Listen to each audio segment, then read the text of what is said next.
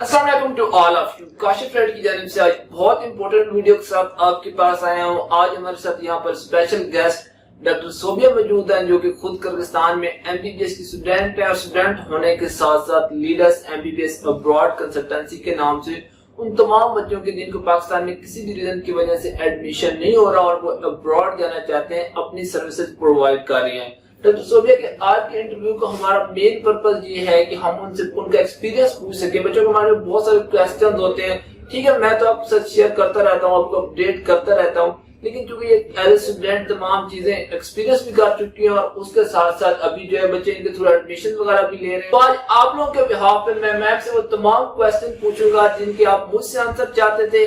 बहुत सारी ऐसी चीजें लाइक किर्गिस्तान से एमबीबीएस के क्या डिसएडवांटेज है, बच्चों को किस तरह के प्रॉब्लम फेस करने पड़ते हैं, वो तमाम चीजें मैम से पूछेंगे। तो चलिए इंटरव्यू स्टार्ट करते हैं। बहुत हार्ड क्वेश्चन मैंने प्रिपेयर किए इसलिए ताकि आप लोगों को भी इसके आंसर मिल सके।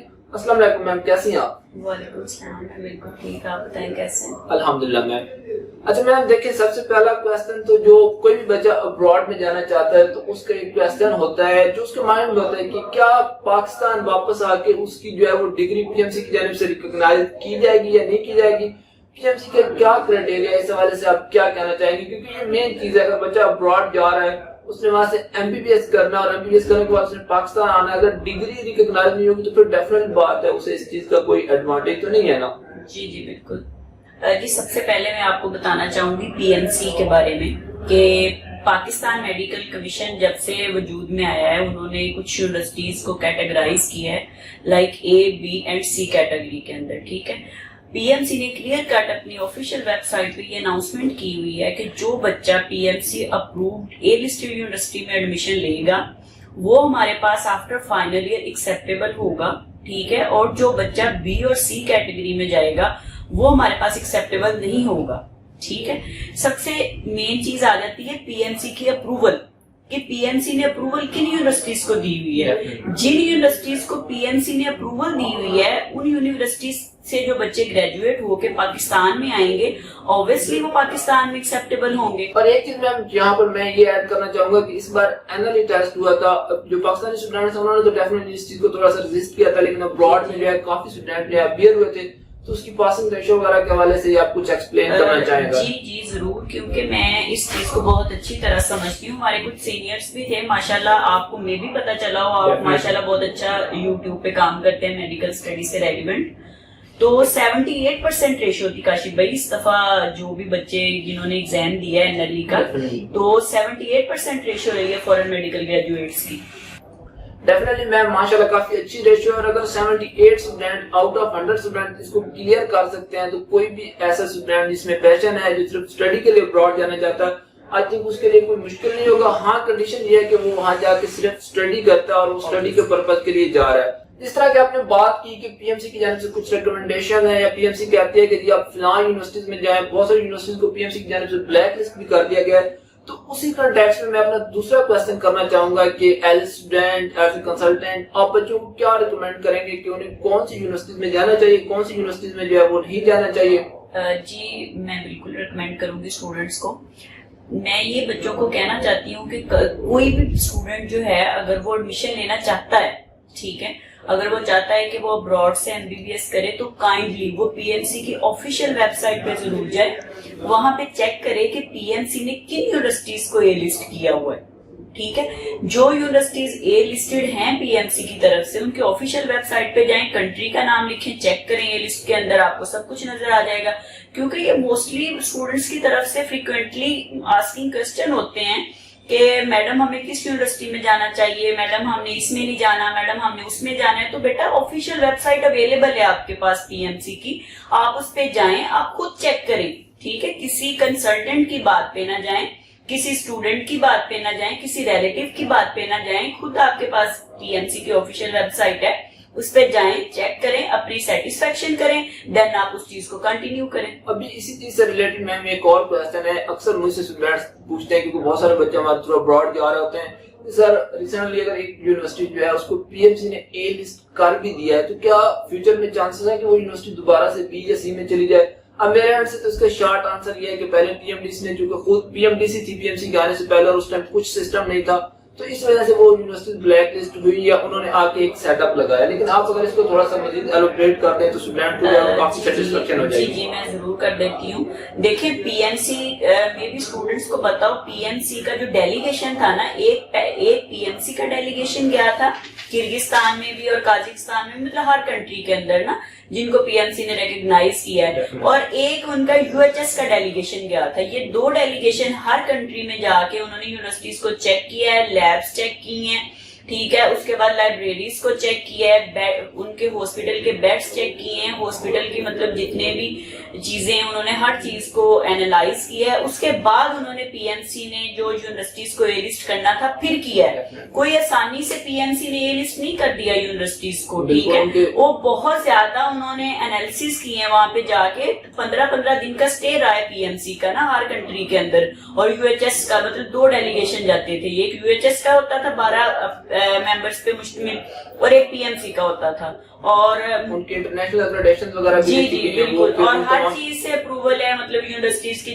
जो यूनिवर्सिटी प्लैब अप्रूव्ड है, यूएसएमएल अप्रूव्ड है, डब्ल्यूएचओ अप्रूव्ड है, ठीक है, वो मतलब हर यूनिवर्सिटी जो ईसीएफएमजीसी रिकॉग्नाइज है, हर यूनिवर्सिटी को जो हर चीज से रिकॉग्नाइज है, पीएमसी ने सिर्फ उसे ही ए लिस्ट में किया है। बाकी अभी भी बी लिस्ट में बेशक वो जितनी मर्जी पुरानी यूनिवर्सिटीज हैं, मोस्ट प्रोबेबली आप देखें, अब किर्गिस्तान की आप ले लें, काशी भाई बात देख लें, किगमा जो यूनिवर्सिटी है वो one of the best university of Kyrgyzstan है, ठीक है, लेकिन अभी तक पीएमसी ने उसे बी लिस्ट किया हुआ है। क्यों? उनका कुछ तो कोई चीज तो उसकी अनकम्प्लीट है ना, मतलब कोई चीज में तो कमी है ना जो उन्होंने अभी तक उसको ए लिस्ट नहीं किया। ये मतलब ऐसी कुछ रीजंस होती हैं, मतलब इतनी आसानी से डियर स्टूडेंट्स कोई भी यूनिवर्सिटी ए लिस्ट में नहीं आ जाती होती, तो इसलिए वरी करने की बात नहीं है। और यहाँ पर मैम मैं ये भी ऐड करना चाहूंगा कि बहुत सारे बच्चे फिर भी कह रहे होते हैं कि सर हम बी या सी में चले जाएं। भाई आपकी अपनी चॉइस है, आप जाना चाहते हैं जरूर जाएं, लेकिन उससे पहले एक मरतबा पीएमसी की वेबसाइट जरूर चेक करें। मेरी एक वीडियो भी इस पे थी, उसमें उन्होंने क्लियरली कहा हुआ है कि कभी भी बी और पर्टिकुलरली सी में ना जाए, क्योंकि उसमें एमबीबीएस जो है वो आपका ऑलमोस्ट 6 to 7 ईयर तक चला जाता है। और उसके बाद मतलब मोस्ट प्रोबेबली ये होता है कि स्टूडेंट फीस कम की वजह से उन यूनिवर्सिटीज को प्रायोरिटी देते हैं ना, बी और सी कैटेगरी की यूनिवर्सिटीज को। तो उसमें मैं स्टूडेंट्स को ये कहना चाहूंगी कि मतलब $300 या $400 से फर्क नहीं पड़ जाता कोई भी, लेकिन काइंडली हम्बल रिक्वेस्ट है कि अपना फ्यूचर जो है उसको उसके ऊपर किसी किस्म का कॉम्प्रोमाइज ना करें। देखिए जहाँ पे हमारे पेरेंट्स हमारे ऊपर इतना इन्वेस्ट कर सकते हैं तो वहां पे $300-400 से फर्क नहीं पड़ता होता, ठीक है, लेकिन काइंडली आप अपना फ्यूचर देखें कि आप अपने फ्यूचर को रिस्क पे तो नहीं लगा रहे। देखिए बी और सी कैटेगरी की यूनिवर्सिटीज का क्या पता है, मतलब जब पीएमसी ने क्लियर कट ये अनाउंसमेंट की हुई है कि सितंबर 2021 इनटेक जो है उसमें स्टूडेंट सिर्फ ए कैटेगरी की यूनिवर्सिटी में एडमिशन ले, तो फिर ऑब्वियसली आप लोगों को उसे फॉलो करना पड़ेगा। अब मैम नेक्स्ट चीज की तरफ आ जाते हैं। चलिए ये तो 2 मेन डिसएडवांटेज हो गए बच्चों के माइंड में होते थे कि जी पीएमसी क्या कहता है, वापस आके डिग्री रिकॉग्नाइज्ड होगी, यूनिवर्सिटी ए लिस्ट में होनी चाहिए। अब आपके एक्सपीरियंस के हवाले से बात करेंगे, क्योंकि आप खुद भी फीमेल हैं, वहां पे स्टडी भी कर रही हैं, काफी आपका टाइम आप स्पेंड हो चुका है। एक क्वेश्चन जो पेरेंट्स की जानिब से होता है कि क्या गर्ल्स के लिए जो है वो किर्गिस्तान या कजाकिस्तान सेफ कंट्री है या नहीं। मैं तो चले कह दूंगा कि मुस्लिम कंट्री अपने एक्सपीरियंस, लेकिन एज ए फीमेल स्टूडेंट आप इस हवाले से क्या कहना चाहेंगे? जी मैं एज अ फीमेल स्टूडेंट ये कहना चाहूंगी कि मतलब वो एक तो आपकी बात बिल्कुल ठीक है, जैसे आपने कहा कि वो मुस्लिम कंट्री है, किर्गिस्तान भी और कजाकिस्तान भी एक मुस्लिम कंट्री है, इस्लामिक रिपब्लिक है। इसमें ये है कि बच्चों पे खुद पे डिपेंड करता होता है, बिल्कुल ठीक है, कि आपकी बच्चियां कैसी हैं, ठीक है, अगर आपकी बच्चियां मतलब खुद अडॉप्ट करती हैं वहां पे जाके जो करना होता है, अगर तो आप उनको ये बता के भेजेंगे कि बेटा आपने सिर्फ पढ़ना है, ठीक है, तो वो सिर्फ पढ़ेगी, ठीक है। और कई कुछ बच्चे होते हैं जो पेरेंट्स की नजरों में धूल झोंक रहे होते हैं, मैंने खुद अपनी आंखों से देखे हैं बहुत ज्यादा केसेस वहां पे, ठीक है। तो मतलब ये आपके ऊपर डिपेंड करता है कि आप मतलब बच्चा कैसा है, बच्चा किस किस्म का एनवायरनमेंट अडॉप्ट करना चाह रहा है, ठीक है। वहां पे हर तरह का एनवायरनमेंट होता है, वो बच्चे पे डिपेंड करता है कि बच्चा कौन सा अडॉप्ट करना चाह रहा है। अभी तक की जो रेशियो है किर्गिस्तान की वो 70% गर्ल्स की है, उसमें 70% गर्ल्स हैं और 30% बॉयज हैं। एज ए कंसल्टेंट हम तो जो है वो रिपोर्ट्स दे सकते हैं पेरेंट्स वगैरह को भी, the passage of time update करते रहते हैं कि जी आपका बेटा स्टडी है, जो भी उनकी एक्टिविटीज होती हैं, बट मेन चीज यहाँ स्टूडेंट पे भी डिपेंड करता है कि वो कौन सी चीज अडॉप्ट करते हैं। अगर हॉस्टल फूड वगैरह के या पाकिस्तान से ट्रैवलिंग स्पेशल फ्लाइट्स वगैरह होती है उसके वाले से आप थोड़ा सा एक्सप्लेन कर दें, फिर कुछ और डिफिकल्ट क्वेश्चन की तरफ चले जाएं। जी, इस बारे में मैं फ्लाइट्स के बारे में स्पेशल यहाँ पे डिस्कस करना चाहूंगी कि बहुत ज्यादा पेरेंट्स की तरफ से ये फ्रीक्वेंटली आस्किंग क्वेश्चंस होते हैं कि कोरोना की वजह से हमारे बच्चे कैसे फ्लाई कर पाएंगे, उनका कोई प्रॉब्लम होगी, फ्लाइट्स नहीं ऑपरेट करेंगी।